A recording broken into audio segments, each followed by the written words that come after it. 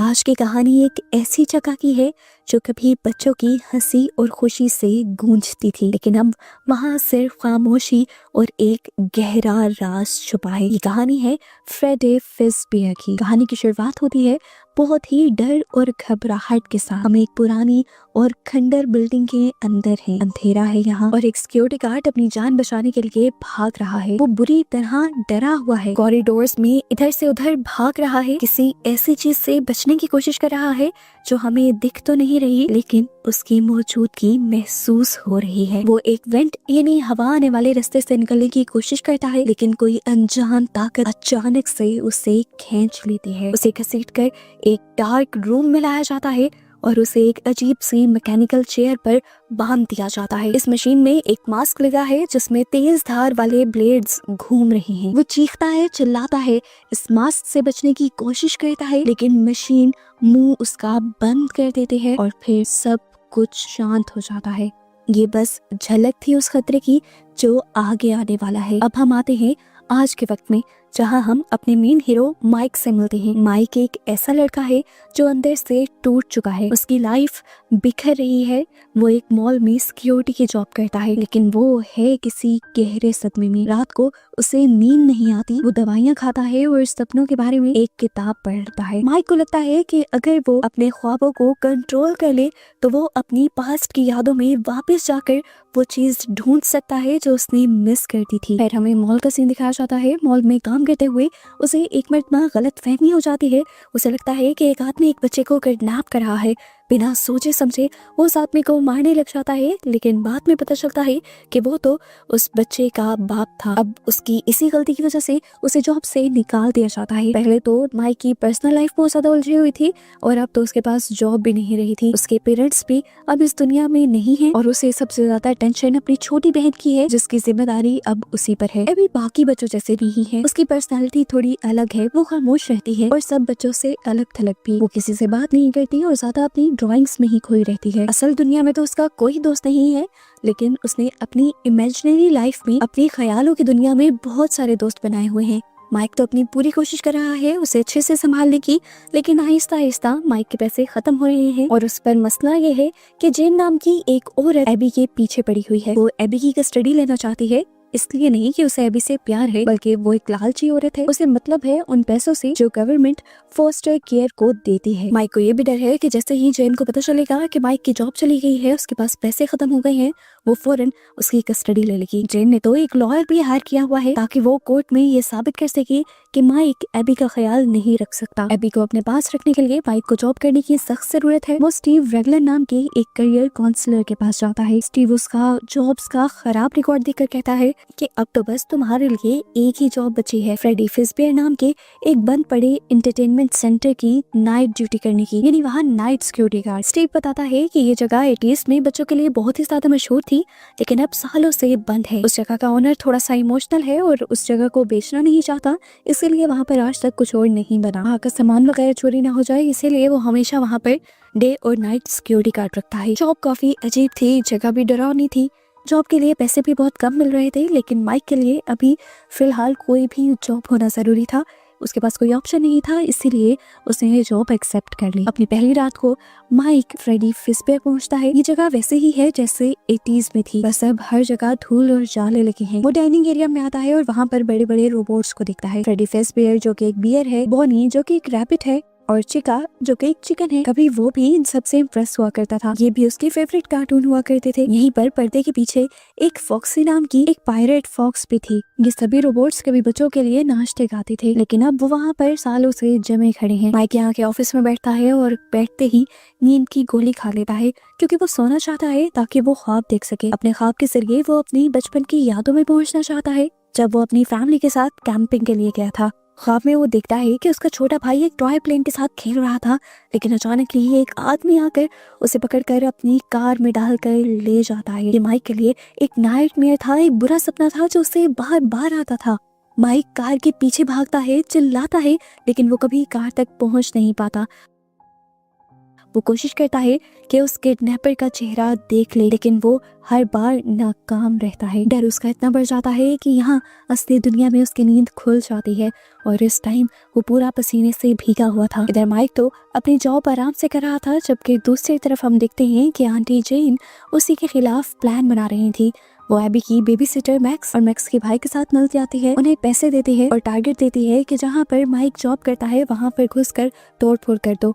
जेन का प्लान है कि अगर ये जगह तबाह हो गई तो माइक को जॉब से निकाल दिया जाएगा और कोर्ट में ये साबित हो जाएगा कि वो एक जिम्मेदार इंसान नहीं है। फिर दूसरी रात माइक दोबारा अपनी जॉब के लिए जाता है और वहाँ पर उसे एक पुलिस ऑफिसर मिलती है। ये ऑफिसर काफी अजीब थी, उसे सुनसान बिल्डिंग के बारे में जरूरत से ज्यादा ही पता था। वो यहाँ पर खड़े हुए रोबोट्स को देखते हुए बताती है कि 80s में यहाँ से 5 बच्चे गायब हो गए थे। पुलिस ने सालों ये पूरी जगह छानी, लेकिन उन बच्चों की बॉडीज कभी नहीं मिली। ऑफिसर बताती है कि असल में यही वो वजह है जिसकी वजह से आज तक ये जगह बंद है। ये ऑफिसर माइक को वार्न करती है कि ये जगह लोगों के दिमाग के साथ खेलती है, इसलिए यहाँ पर संभल कर रहना। माइक उसकी बातों को इग्नोर कर उसके जाते ही अपनी नींद की गोली खाकर सो जाता है और उसके सोते ही आंटी जेन के हायर किए हुए मैक्स और उसका भाई इस बिल्डिंग में आकर तोड़ फोड़ करना शुरू कर देते हैं। वो किचन का सामान फेंक रहे होते हैं, लेकिन तभी अचानक से उन्हें एक अजीब सी आवाज सुनाई देती है। यहाँ का माहौल बदल जाता है और हम देखते हैं कि स्टेज पर खड़े हुए सभी के सभी रोबोट्स हिलने लग जाते हैं और यहाँ पहली बार हमें महसूस होता है कि वो सिर्फ मशीन्स नहीं है, उनमें कुछ और ही है। एक एक करके वो सारे जो इस जगह को तबाह करने आए हुए थे वो सब मारे जाते हैं। किसी को किचन में चीका मारती है तो किसी को बॉनी सप्लाई क्लोसेट में घेर लेता है। फॉक्सी एकदम से कॉरिडोर में उन सबके सामने आकर उन पर हमला करता है। इन शॉर्ट सभी के सभी रोबोट्स जैसे जिंदा होकर यहाँ पर लड़ने लग जाते हैं। यहाँ तक कि चिका के हाथ में जो छोटा सा कपकेक भी था वो भी जिंदा हो गया था और उसने भी इस लड़ाई में पूरा हिस्सा लिया था। यहाँ तक कि ये सब लोग खत्म हो जाते हैं। आखिर में मैक्स जो कि बाहर बाकी लोगों का वेट कर रही थी, जब वो बाकी लोगों को देखने के लिए अंदर जाती है तो अचानक से एक परछाई उसके पीछे पड़ जाती है।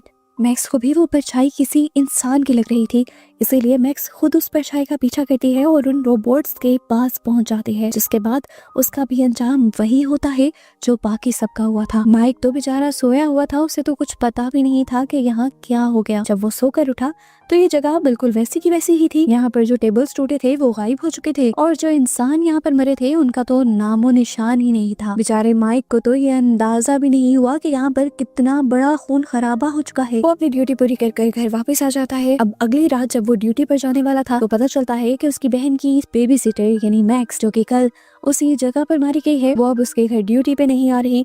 उसे फोन भी किया है पर वो फोन भी नहीं उठा रही, तो अब माइक को ही मजबूरी में एबी को अपने साथ अपने काम पर ले जाना पड़ता है और यहाँ से कहानी का प्लॉट पूरी तरह बदल जाता है। इस एरिया पहुंचकर एबी डरती नहीं, वो घूमते हुए स्टेज की तरफ जाती है। माइक भी उसे रोकने के लिए उसके पीछे जाता है, लेकिन हैरान होकर वो ये देखता है कि वो बड़े बड़े रोबोट्स, एबी उनसे डर नहीं रही थी बल्कि वो सारे रोबोट्स एबी के साथ खेल रहे थे। इन्हीं रोबोट्स ने कल इतना खून खराबा मचाया था, इन्होंने अब एबी को मारा नहीं। वो तो एबी के खेलने के लिए यहीं पर टेबल और चेयर्स का यूज करते हुए एक फोर्ट भी बना देते हैं।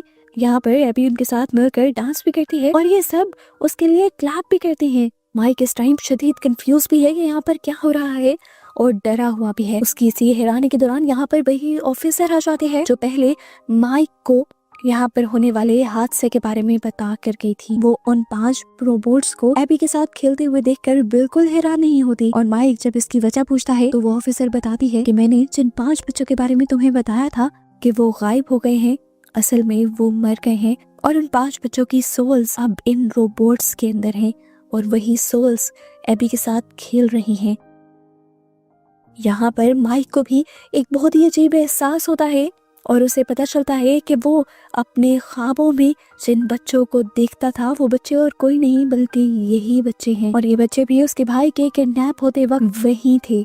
उसे एहसास होता है कि अगर वो इन बच्चों से बात करने की कोशिश करे तो शायद ये बच्चे उस किडनैपर के बारे में कुछ बता दे जिस किडनैपर ने माइक के भाई को किडनैप किया था। यहाँ पर माइक अपना प्लान बना रहा था तो वो रोबोट्स अपना प्लान बना रहे थे। रोबोट्स के इरादे हमें कुछ अच्छे नहीं लग रहे थे। एबी के वो दोस्त तो बन गए थे, लेकिन अब वो चाहते थे कि एबी हमेशा उनके साथ रहे और एबी हमेशा उनके साथ ऐसे ही रह सकती थी जैसे वो रह रहे थे, यानी मरने के बाद। वो एबी को मारना चाह रहे थे ताकि एबी मरने के बाद उन्हीं की तरह एक रोबोट बन जाए। दूसरी तरफ हम माइक को देखते हैं। माइक जानबूझकर बहुत सारी नींद की गोलियां खा लेता है ताकि वो एक गहरे ख्वाब में जा सके और ख्वाब में जाकर वो इन बच्चों से बात कर सके और मदद मांग सके। फाइनली उसका प्लान काम भी करता है। अपने ख्वाब में वो उन 5 बच्चों से मिल भी लेता है और उनसे मदद भी मांगता है। वो उन बच्चों से कहता है कि प्लीज मुझे मेरे भाई गैरेट से मिलवा दो। वो बच्चों की सोल्स माइक की बात मान जाती हैं, लेकिन उसके सामने उससे पहले एक शर्त रख देती हैं कि तुम यहाँ इस ख्वाब में अपने भाई के साथ हमेशा रह सकते हो, बल्कि वैसे ही जैसे तुम उसे याद करते हो, लेकिन बदले में हमें एबी चाहिए। माइक जो अपने भाई के गम में पागल था, उसे समझ ही नहीं आती कि एबी भी उसकी बहन है और अपने भाई के मिलने की खुशी में वो एबी की कुर्बानी के लिए मान जाता है और हाँ कह देता है। लेकिन अगले ही पल उसे एहसास हो जाता है कि उसे ऐसा नहीं करना चाहिए था। वो चिल्लाता है, नहीं नहीं, ये सब वापस ले लो, मैं अपने भाई से नहीं मिलना चाहता।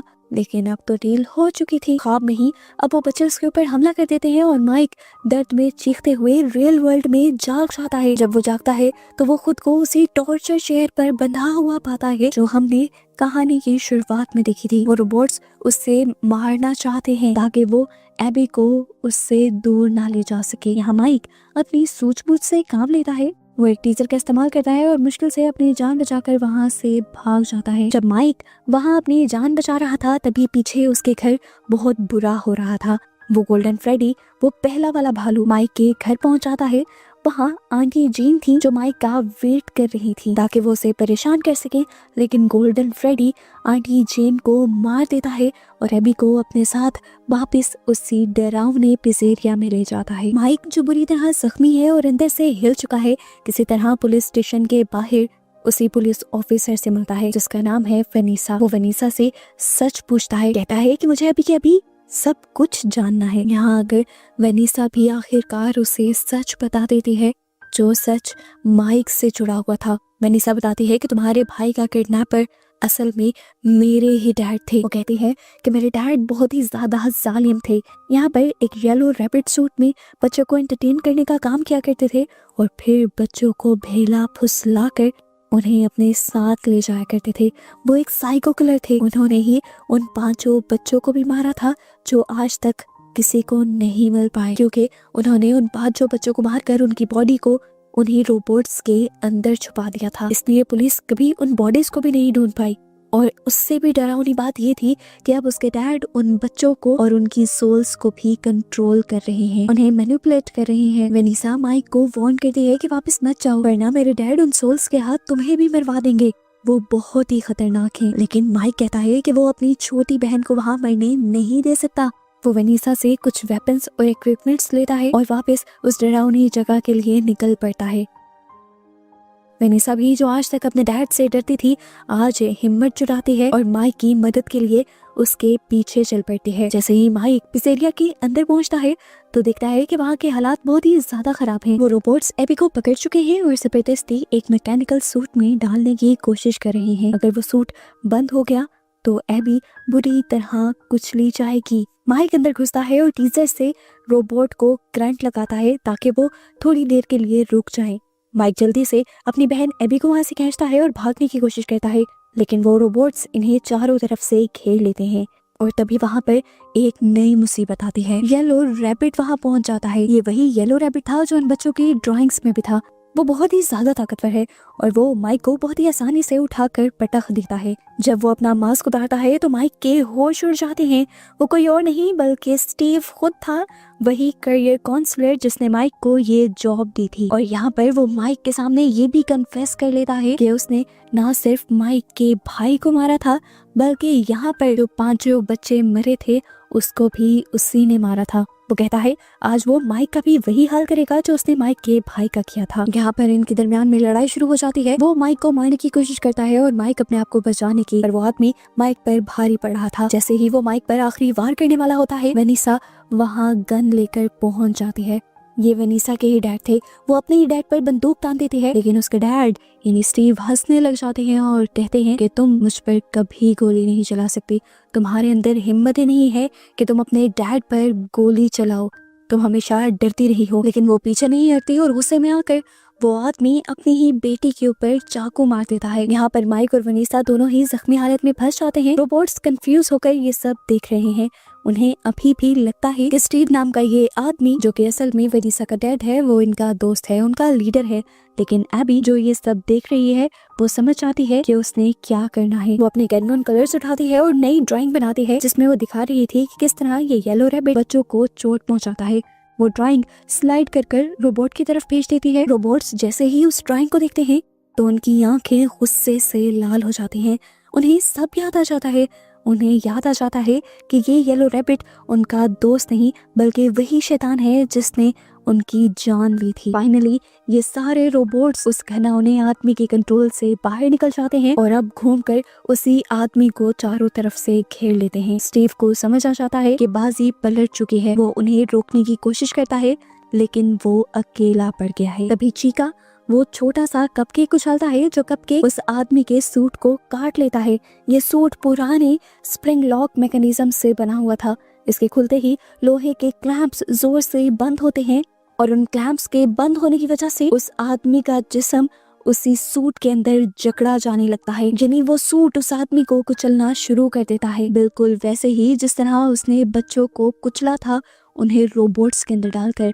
वो दर्द में चीखता है और आखिरी बार चिल्लाता है, आई ऑलवेज कम बैक, मैं हमेशा वापस आता हूँ। रोबोट्स उसे घसीट कर अंधेरे में ले जाते हैं ताकि वो वहाँ तड़प तड़प कर दम तोड़ दे। बिल्डिंग हिलने लगती है जैसे ये सब खत्म होने वाला हो। माइक जल्दी से जख्मी वेनिसा को सहारा देता है और साथ ही एबी का हाथ पकड़ता है और ये तीनों अपनी जान बचाकर वहाँ से भाग निकलते हैं। कुछ वक्त बाद दिखाया जाता है कि वेनिसा हॉस्पिटल में है, कोमा में है लेकिन जिंदा है। माइक और एबी उससे मिलने आते हैं। अब माइक और एबी के बीच वो दूरियां खत्म हो चुकी हैं जो पहले थी।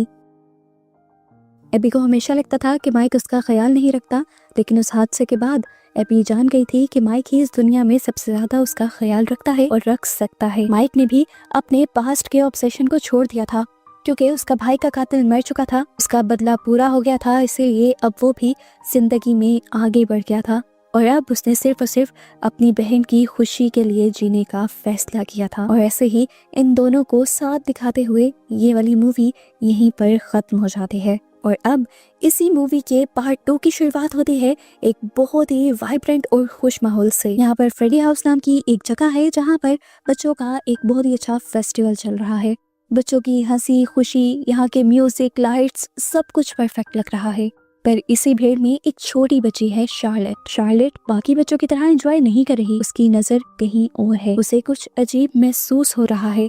तभी उसका दोस्त वेनिसा उसे खेलने के लिए बुलाता है, पर शार्लेट का ध्यान एक अंधेरे कोने में जाता है। वहाँ वो दिखती है कि फ्रेडी, जो कि अब एक बड़े भालू जैसा रोबोट है, एक छोटे बच्चे को उठाकर चुपके से ले जा रहा है। शार्लेट घबरा जाती है और ये बात जाकर लोगों को बताती है, पर कोई भी उसकी बात नहीं सुनता। उससे बड़ी उम्र के लोग उसे कहते हैं कि इसका तो दिमाग ही ठीक नहीं है।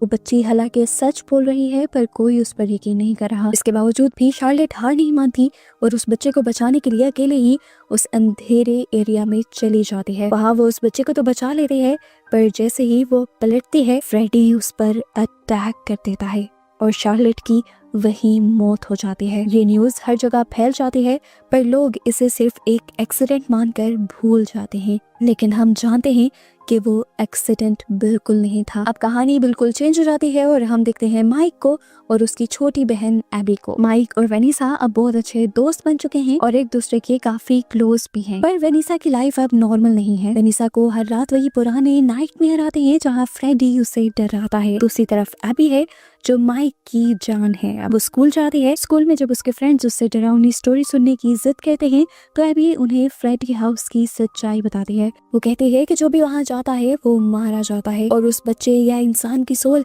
वहाँ पर मौजूद रोबोट्स के अंदर कैद हो जाती है। एबी की स्कूल लाइफ भी काफी स्ट्रगल भरी है। उसके टीचर उसे बिल्कुल पसंद नहीं करते क्योंकि एबी की फैमिली का पास्ट थोड़ा डार्क रहा है। स्कूल में एक साइंस प्रोजेक्ट चल रहा होता है जहाँ सबको रोबोट्स बनाने हैं। टीचर एबी को धमकी देता है कि अगर 7 दिन में प्रोजेक्ट पूरा नहीं हुआ तो वो उसे निकाल देंगे। माइक बेचारा कोशिश तो बहुत करता है एबी की हेल्प करने की, पर वो खुद अपनी लाइफ में काफी परेशान है। एक दिन माइक और वेनिसा डेट पर जाते हैं और वहाँ वो अपनी लाइफ के प्रॉब्लम्स डिस्कस करते हैं। वो दोनों जानते हैं कि जब तक वो अपने पुराने डर का सामना नहीं करेंगे वो आगे नहीं बढ़ पाएंगे। माइक जब घर लौटता है तो उसे पता चलता है कि एबी चुपके से फ्रेडी हाउस गई है अपना प्रोजेक्ट कंप्लीट करने के लिए। वो चाह रही थी कि वो वहाँ से कोई रोबोट उठा लाएगी और इस तरह उसका प्रोजेक्ट कंप्लीट हो जाएगा।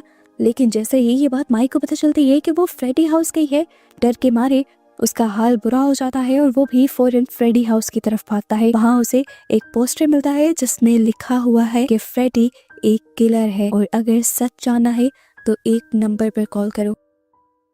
माइक एबी को लेकर घर तो आ जाता है, पर उसे अब ये भी समझ आ गया है कि कुछ तो बहुत ही गलत हो रहा है। अब स्टोरी में एंट्री होती है कुछ यंग टीन एजर्स की, जो सिर्फ सोशल मीडिया पर फेम पाने के लिए फ्रेडी हाउस में घुस जाते हैं। उन्हें लगता है कि वीडियो बनाएंगे तो वायरल हो जाएंगे, पर उन्हें नहीं पता था कि वो अपनी मौत को दावत दे रहे हैं।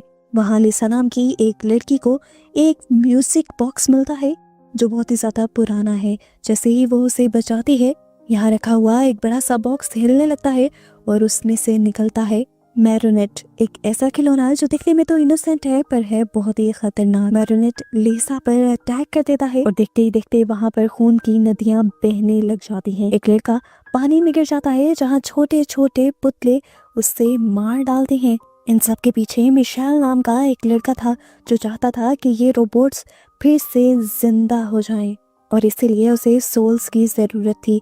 उसने अपने ही दोस्तों को धोखे से मरवा दिया, लेकिन यहाँ पर जो लोग आए थे वो इसी के दोस्त थे। दूसरी तरफ वनीसा की हालत भी बहुत ही ज्यादा खराब हो रही है। उसे अब दिन में भी हेलुसिनेशंस होने लगे हैं। उसे अपने डैड की आवाज सुनाई देती है जो उसे डराते हैं, पर इस मर्तबा वनीसा ने ये डिसाइड कर लिया है कि वो नहीं डरेगी। वो अपने ख्वाबों में अपने डैड का सामना करती है और उन पर गोली चला देती है। इस तरह अपने ख्वाब में अपने डैड को मारकर उसने असल दुनिया में अपने डर को मौत दे दी थी। यहाँ पर एबी को फ्रेडी का एक मास्क मिलता है जो बोलने लगता है। ये मास्क एबी को कुछ इस तरह से बहला फुसला देता है कि अब एबी को लगने लगा था कि वो सारे रोबोट्स जो कभी उसके जान के दुश्मन हुआ करते थे, अब वो उसके दोस्त बन गए हैं। वो उन्हीं रोबोट्स को अपने स्कूल फेस्टिवल में भी ले जाते हैं, क्योंकि स्कूल में उसे रोबोट्स बनाने का ही प्रोजेक्ट मिला था। एबी की टीचर उस प्रोजेक्ट को तोड़ देते हैं। टीचर के इस बिहेवियर की वजह से एबी खुद भी टूट जाती है और रोते हुए फ्रेडी के पास जाती है और फ्रेडी रोबोट उससे कहता है कि वो उसका प्रोजेक्ट ठीक कर देगा, बस उसे एक कोड इंस्टॉल करना होगा। मासूम एबी उसका बताया कोड डाल देती है, पर दरअसल वो कोड रोबोट्स को आजाद करने का एक रास्ता था। एबी के कोड डालते ही वो सारे खूनी रोबोट्स अब आजाद हो चुके हैं। माइक को तभी शार्लेट के डैड मिलते हैं। वो माइक को वही म्यूजिक बॉक्स देते हैं और माइक से वो एक अजीब सी बात कहते हैं कि ये म्यूजिक बॉक्स उन रोबोट्स को शांत कर सकता है। माइक उनकी ये अजीब बात सुनकर फौरन समझ गया था कि एबी ने कुछ गलती कर दी है और उसने गलती से उन रोबोट्स को फ्री कर दिया है। इधर फ्रेडी स्कूल पहुंच जाता है और क्योंकि इस टाइम वो एबी का दोस्त बनकर आया है तो एबी के बदले तो जरूर लेगा। वो वहाँ उस खड़ूस टीचर को मार डालता है जिसने एबी का रोबोट तोड़ा था। इस खून खराबे से स्कूल में अफरा तफरी मच जाती है। स्कूल में मरने वाली टीचर की खबर हर जगह पहुंच जाती है और माइक और वेनिसा को भी मिल जाती है। वो भी फौरन स्कूल पहुंचते हैं और वेनिसा आकर इन रोबोट्स को देखती है और उसे पता चल जाता है कि मशीन्स के अंदर जो पहले सोल्स थी वो दोबारा जिंदा हो गई हैं। या कह लें कि पहले वो इन रोबोट्स के अंदर से चली गई थी और अब वो सोल्स दोबारा इन्हीं रोबोट्स में आ गई हैं।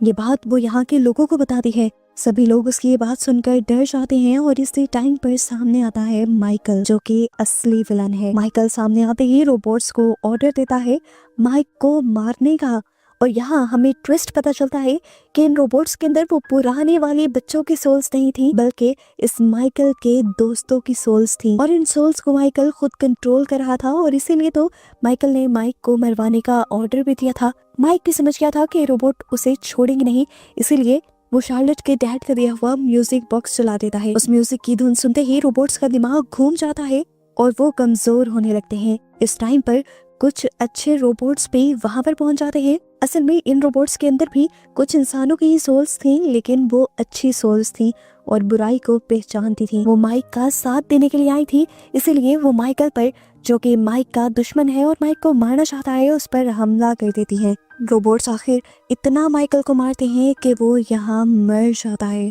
और फाइनली ये लड़ाई माइक और माइक के साथ ही जीत जाते हैं। लेकिन फिल्म यहाँ एंड नहीं होती। मूवी के पोस्ट क्रेडिट सीन में रिक नाम के लड़की की एक सोल माइक को एक डरावनी वार्निंग देती है कि अभी जो सब हुआ वो तो बस शुरुआत थी वो उसे बताता है कि जब तक कि वेनिसा इन रोबोट्स के टच में रहेगी खतरा ऐसे ही बना रहेगा, हम ऐसे ही रोबोट्स के अंदर आकर तुम्हें परेशान करते रहेंगे।